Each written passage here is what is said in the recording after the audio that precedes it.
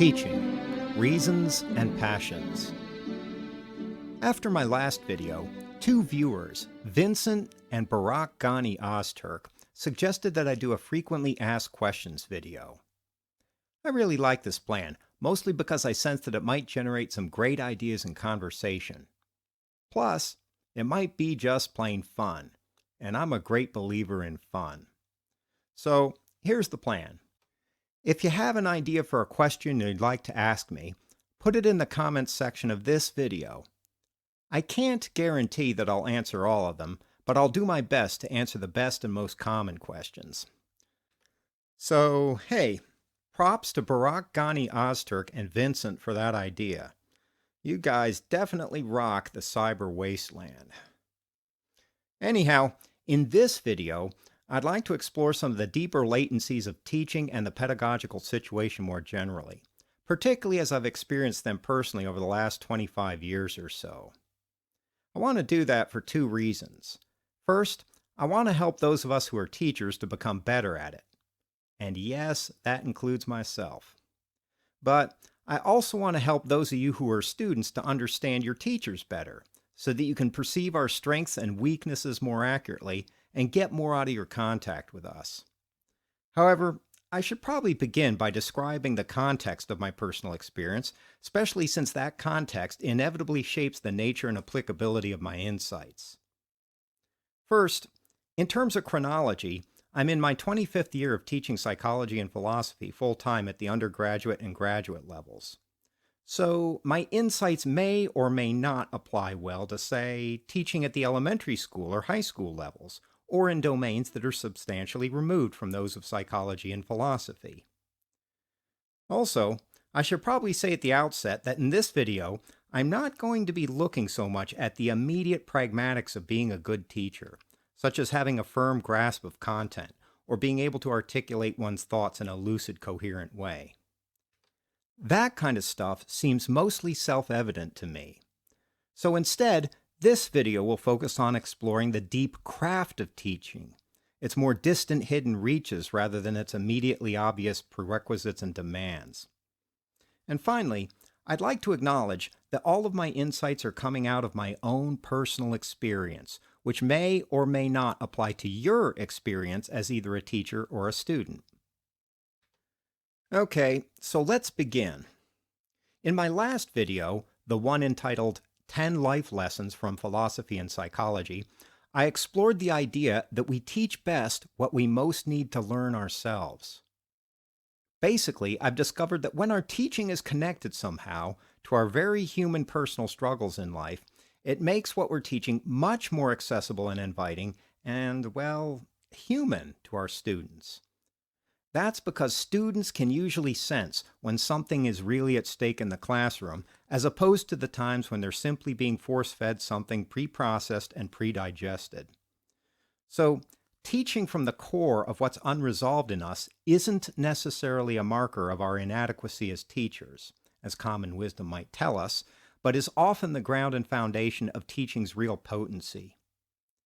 Basically, we teach best not from the high throne of our supposed intellectual superiority, but from the humility of our incompleteness as human beings. But I find that this insight also helps explain why teaching fails a lot of the time.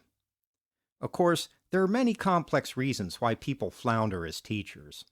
However, I find that it's often because teachers themselves don't have a very deep, convincing idea about why what they're teaching is actually worth learning and knowing in the first place. In turn, I find that that's mostly because they haven't grappled with that kind of question very deeply themselves. In other words, when teaching fails, it's often because teachers don't actually know why they're teaching, at least not in any deep or compelling way.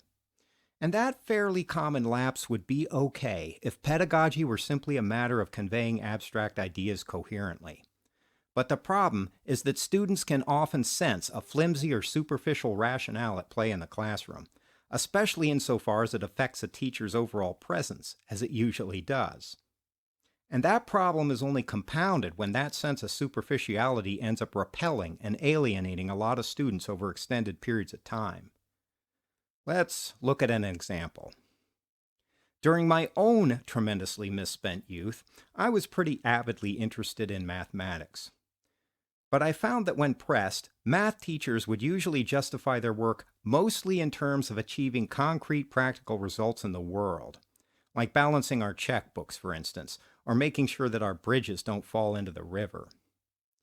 But this kind of pragmatic rationale is rarely convincing to students who have no interest in becoming engineers, or who have little innate affinity for the topic in the first place. And so, after repeated exposure to that kind of uninspiring rationale, for many people, math eventually becomes an uninviting glacial mass of esoterica that bears little relation to their actual lives. It's because they've been exposed to too many teachers who offer them only the dullest rationales for becoming proficient in it. On the other hand, if more math teachers were able to draw their students toward experiencing mathematics as an aesthetic event, as a way of perceiving the crystalline beauty of the universe, for instance, or as a way of cultivating a kind of intimacy with what's real, well, I suspect that the situation would be very different. But that occurs only rarely, mostly because math teachers aren't usually aware that math is really about learning to make love with the universe. So the kind of sensibility that would grow out of that awareness rarely enters into their teaching. But I find that this kind of lack of awareness is common not only in the field of mathematics, but also across the broad terrain of academe.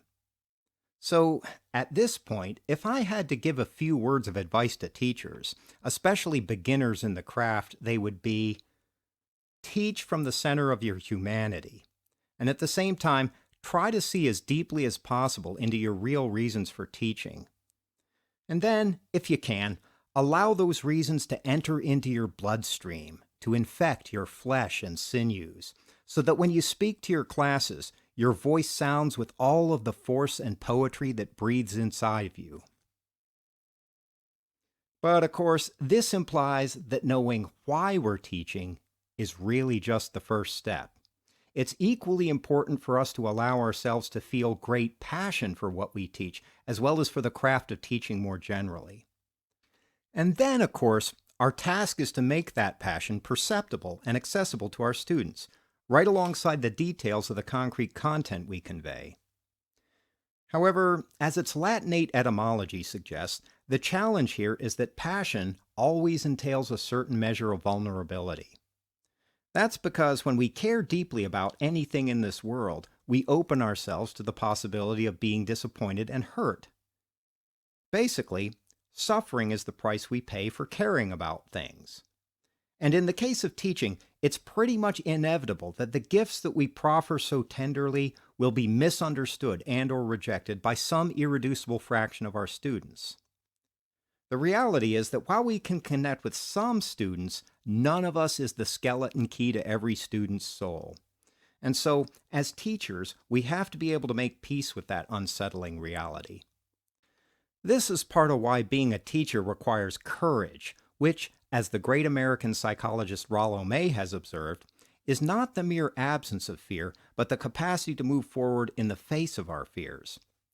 Teaching requires courage because our task is to offer up the best of ourselves, with the full realistic expectation that we won't be completely understood or appreciated. And often enough, we'll be spurned and rejected instead. So, one dimension of passion in teaching has to do with the fact that it requires courage, mostly because teaching involves a kind of vulnerability, the kind that comes with caring deeply about things. However, teaching also requires passion because, like any other art, becoming a great teacher requires a prolonged, single-minded devotion to pursuing the real depth of the work. Of course, one can become a passable teacher simply by learning to communicate ideas lucidly and coherently, and that's how many teachers seem to operate. But that's different from being a great teacher.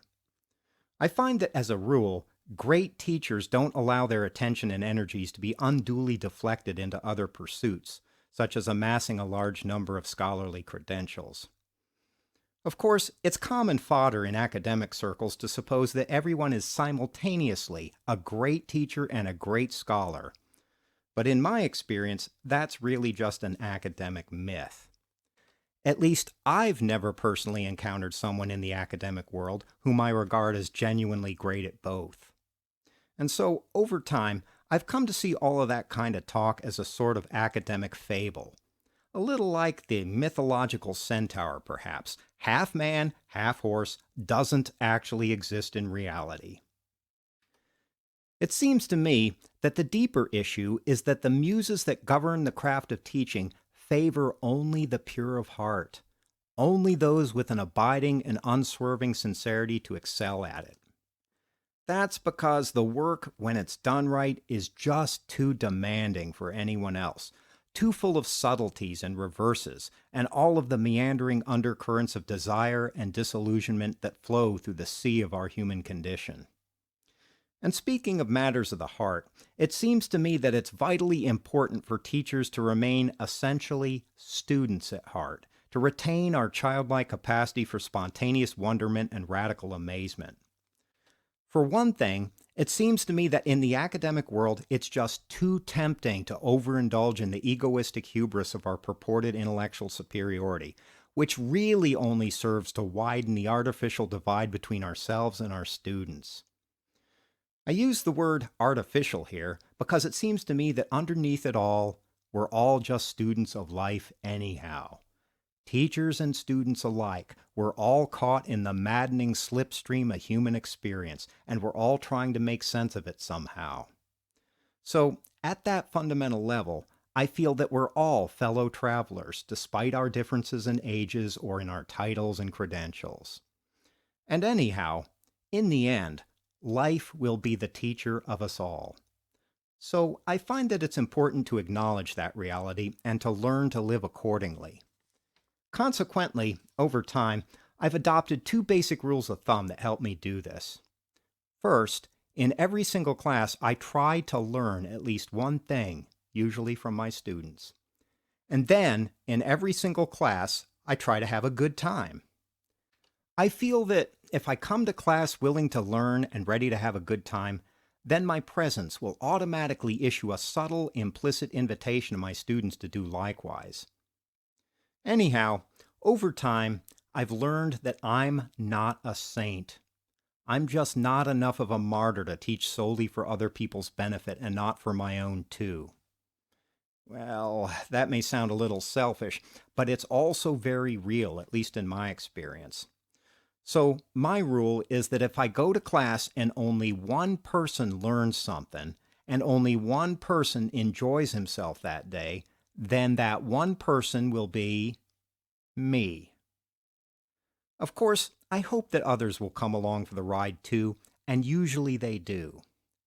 But in my view, whatever quality or lack thereof there is in my teaching starts with me and my basic attitude.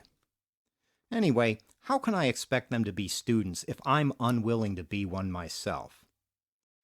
So, my students are sometimes surprised to hear that despite all of our differences, in my heart of hearts, I feel mostly like them. Sure, I'm older and I've read more books, and I decide what the structure and content of the class will be. But underneath it all, I feel like my students and I are essentially companions, fellow travelers along life's road for a brief and uncertain distance.